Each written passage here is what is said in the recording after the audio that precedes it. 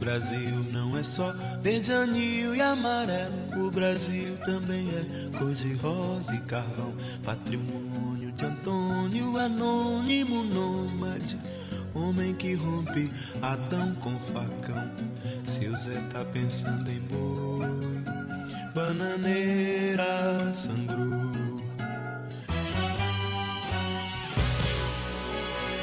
Mais um pro baião de dois, Lampião findou. Vamos chamar pras cubas, pra dançar quadrilha, pra subir pra Cuba, com toda a família.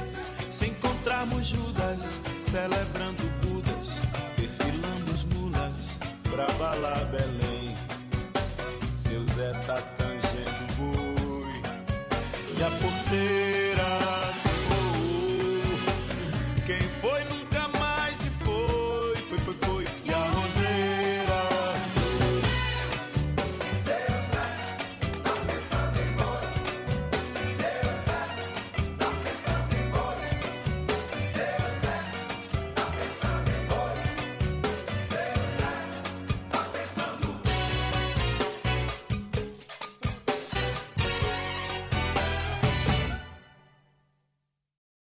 A gente se perguntou há muito tempo quais características que são distintivas dessa geração, porque muitas vezes a gente pode se perguntar, ok, isso é um comportamento jovem, mas os jovens não foram sempre assim, isso não é algo que sempre foi uma característica jovem.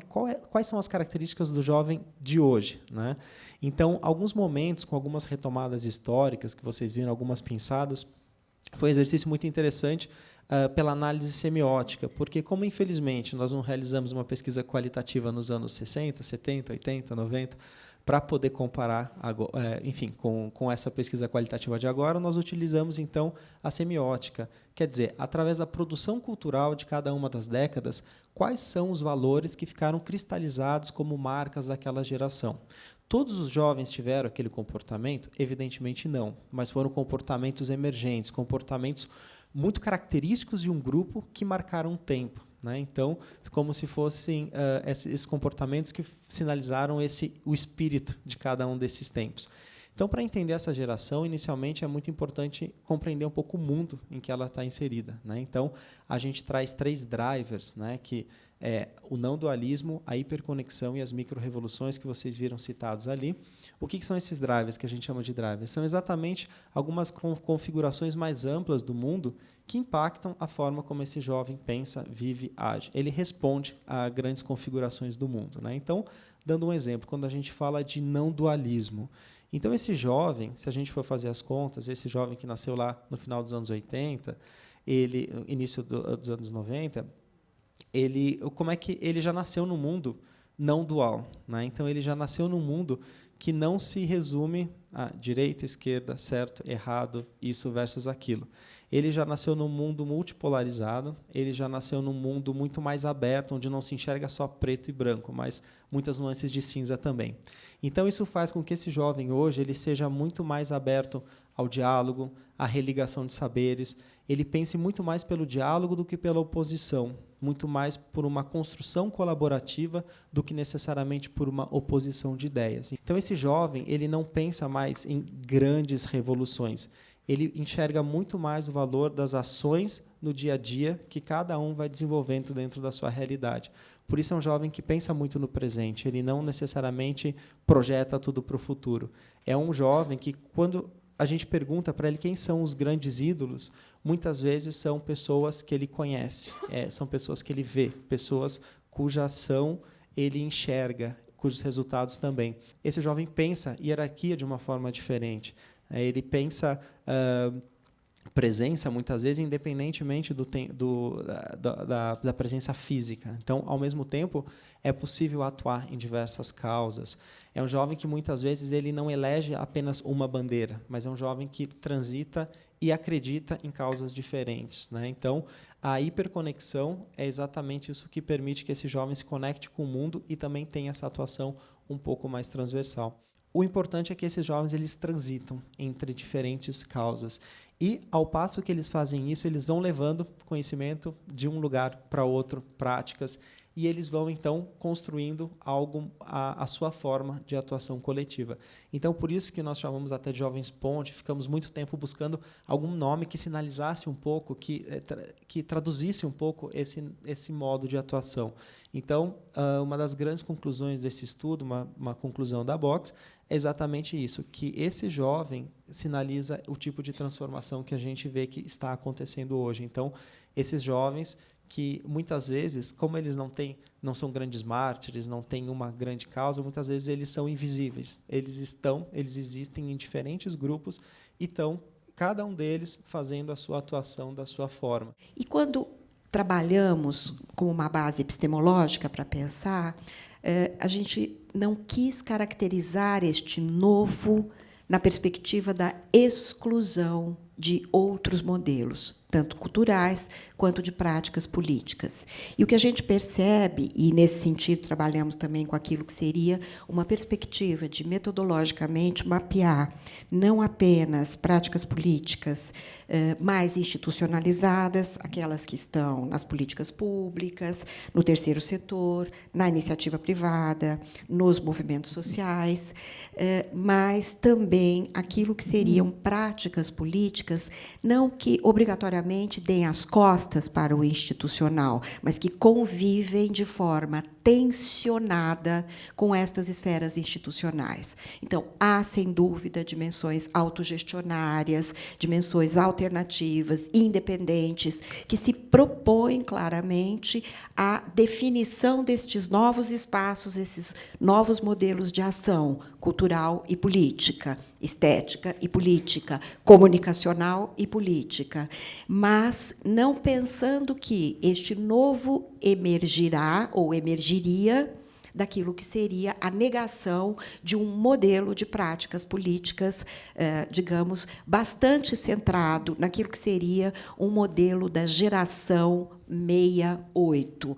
Então, nós estamos, óbvio que, pensando em momentos históricos em que acontecimentos fizeram com que, por exemplo, pudéssemos definir esse descentramento de uma perspectiva mais de vinculação juvenil com o macro, com a mudança da sociedade como um todo, e, ao mesmo tempo, da participação dos jovens nas esferas institucionais, para esse descentramento de práticas e ações culturais e comunicacionais que vêm em direção à vida cotidiana, aos pequenos espaços, aos microterritórios, às micropolíticas da vida cotidiana, e isso foi, sem dúvida, um marco para esse processo de descentramento. E que a gente conseguiu organizar uma produção de resultados que pressupôs conhecer e familiarizar-se com territórios e espaços reconhecidos pelos jovens como lugares meus. Tá? Isso eu acho que foi um critério muito forte, quer dizer, a dimensão de como os jovens ocupam, se apropriam, ora de forma equilibrada e ora de forma mais insidiosa e tensa dos territórios e dos espaços da cidade. Considerar quais são as variadas alternativas que os jovens encontram para estar juntos. Isso é uma categoria forte que a gente trouxe do professor Jesus Martim Barbeiro, espanhol colombiano. E, obviamente, não dá para não chamar a atenção do hip-hop como um elemento extremamente significativo na caracterização, fundamentalmente, de jovens que se localizam naquilo que ainda denominamos periferias dos grandes centros urbanos, talvez porque ainda falte uma discussão conceitual mais clara para a gente pensar uma substituição para essa categoria de periferia, que, sem dúvida, é difícil de pensar, e como o hip-hop de um movimento que poderia ser, sem dúvida, um movimento de construção de contra-hegemonias, uma perspectiva cultural contra-hegemônica, e aí a informação gramsciana do Antônio Gramsci foi fundamental para nós. Quer dizer, quais são as perspectivas culturais e de práticas políticas hegemônicas e quais são aquelas que permitem que os jovens construam processos contra-hegemônicos de participação. E, com certeza, o hip-hop foi, no seu momento de origem, até um determinado momento, ele tinha características contra-hegemônicas. E depois ele passa a ser a menina dos olhos das políticas públicas, das mídias e etc., como aquilo que seria já um marco mais normatizado, até se transformar, talvez, essa é a nossa perspectiva, numa dimensão hegemônica. Essa perspectiva de pensar como, na verdade, algumas práticas e ações culturais juvenis adquirem características políticas, exatamente pelo contexto histórico e, ao mesmo tempo, o contexto em que elas acontecem.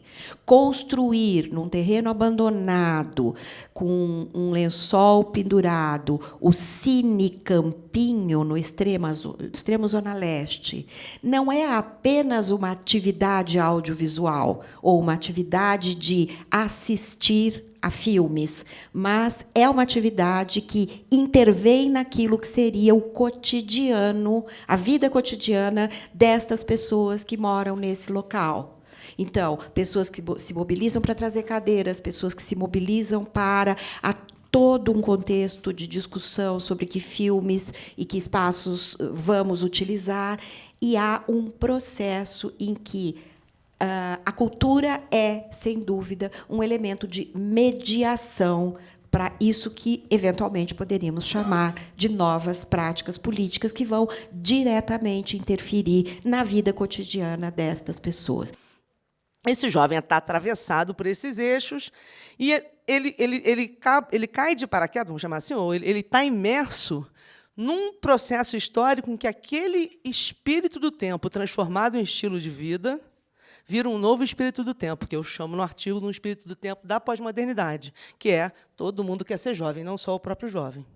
Certo? E a juventude passa a ser um dever, mais do que uma satisfação. E que eu comento no artigo, que eu poderia dar vários exemplos, mas eu dou um exemplo lá do texto da Maria Rita Kell, que eu gosto muito, que ela cita, que é, na década de 10, um jovem queria muito parecer com seu pai. Um jovem de 25 anos se vestia como seu pai, porque isso lhe garantia status e tal. E hoje, um jovem de 25 anos, assustado, vê o seu pai de 40 anos querer parecer com seu filho de 18, seu irmão de 18. E eu cito vários exemplos que eu recolhi nas minhas conversas com os alunos.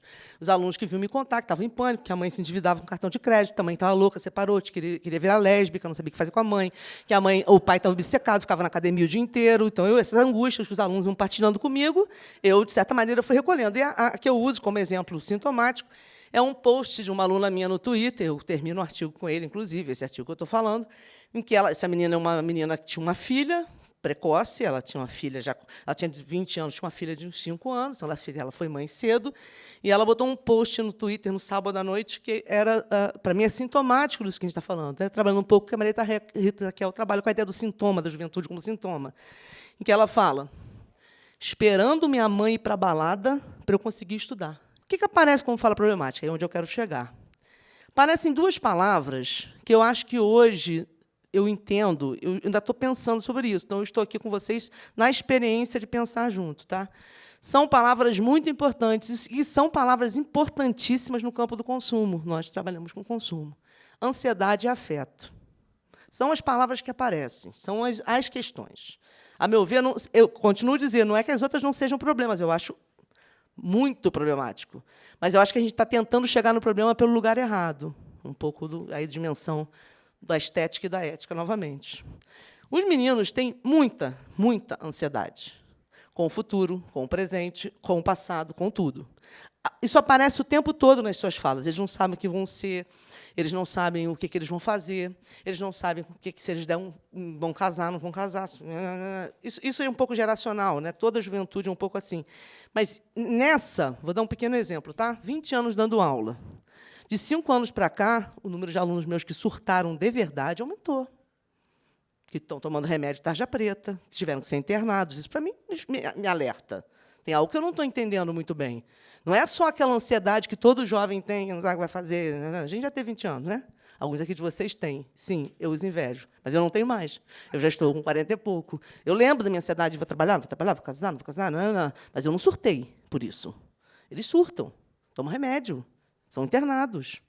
E não é um ou dois, não, são muitos. Isso já me alertou. Então, a ansiedade, me parece... E aí eu pego todos os autores que trabalham com consumo, que vão dizer que essa é a questão-chave do consumo. O consumo é insaciável porque ele se monta em cima da expectativa. Ele não pode ser satisfeito. E aí, se eu entendo que juventude, como o espírito do tempo contemporâneo, está colado em consumo, essas coisas não podem estar separadas. Eu acho que elas são muito fortemente ligadas. As relações se constroem em cima de pontes tão tênues que a possibilidade de perdê-las evita que você as monte. Ou, se você monta de uma maneira que você não tem muita perda naquilo. Por incrível que pareça, quando eu comecei a entender isso, eu entendi a evasão dos meus alunos no momento que eles estavam mais afetivamente ligados ao curso, que eles estavam gostando mais ao curso. Porque você desmonta o namoro antes que ele fique sério. Você sai do trabalho antes que você comece a depender muito dele. Você sai de um curso de mídia antes que aquilo vai te deprimir depois. Custa entender, isso é um mecanismo difícil para eu entender, porque é o oposto, geracionalmente, como a gente pensava. E, paralelo a esse projeto, eu acabei me engajando no projeto Faça História, que é um outro projeto que não tem nada a ver com dados quantitativos, que é um documentário que acompanha já há 4 anos, 11 jovens, tá? 5 deles do Rio, 4 de Porto Alegre e o restante aqui de São Paulo. E a gente faz, na verdade, como é que funciona? A gente terminou a primeira etapa, porque eles agora, a maioria deles já está se formando, e a gente fazia pelo menos 2 entrevistas por ano, Tinha todo um roteiro com sociólogo, antropólogos, pesquisadores da SPM, que a gente fazia 2 entrevistas por ano com esses jovens, além deles se autofilmarem. E nós agora vamos partir para a segunda etapa do projeto, que é entrevistar esses alunos nos próximos 4 anos, uma entrevista ao ano, fora as autofilmagens, que é onde eles já estão no mercado, e a gente vai tentar acompanhá-los. É muito interessante, tem sido um aprendizado para mim, até porque eu sou de uma área quantitativa, então é importante, porque muita coisa que eu vejo que os números não... É porque eu tenho uma visão totalmente positivista, que os números não provam, eu consigo ver isso claramente com o documentário. Então, isso me ajuda muito. Foi muito rico trabalhar com antropólogo, sociólogo, está sendo muito rico. E, dessa troca, também veio alguns trabalhos paralelos, como esse que a gente fez com a Sílvia, e eu tenho desenvolvido alguns artigos com a Sílvia, a gente acabou estudando sobre sustentabilidade e aproveitando algumas informações também sobre os jovens. Gerou alguns artigos também sobre música. No meio desses 4 anos, trabalhei com a professora Lívia e Letícia, a gente gerou muito artigo sobre música, sobre consumo de música, e tem muita coisa sobre consumo digital, a gente tem muita informação sobre isso, sobre o nosso universo, deixo bem claro isso, que é esse o interesse. A escola quer conhecer esse universo, entender o que a escola está agregando para esse jovem. Eu acho isso muito importante, muito rico, um investimento muito grande da escola, muito importante. Que, assim, não há antropólogo que não coloque juventude no plural. Então, assim, um reconhecimento de que é uma categoria heterogênea, que você tem múltiplas maneiras de ser jovem no Brasil. Então, o nosso título do nosso evento já dava um pouco essa dimensão. A gente está falando de juventudes brasileiras no plural. E isso ficou muito bem representado para a gente nos nossos jovens debatedores e nos jovens da plateia também. A gente teve jovem de tudo que foi estilo, de tudo que foi jeito. Isso foi bastante interessante. A Rose falou uma coisa fundamental. Eu, particularmente, acho o consumo uma dimensão muito positiva da vida cotidiana. Ancora a identidade, ajuda a gente a se achar no mundo, mas o consumismo é um problema sintomático. Assim como essa ideia de juventude ansiosa, aflita, adoentada e sedenta de afeto é um sintoma para mim. E, de certa maneira, se todo mundo quer ser jovem por direito, as pessoas estão comprando o pacote completo, que elas não percebem, elas também estão ficando ansiosas.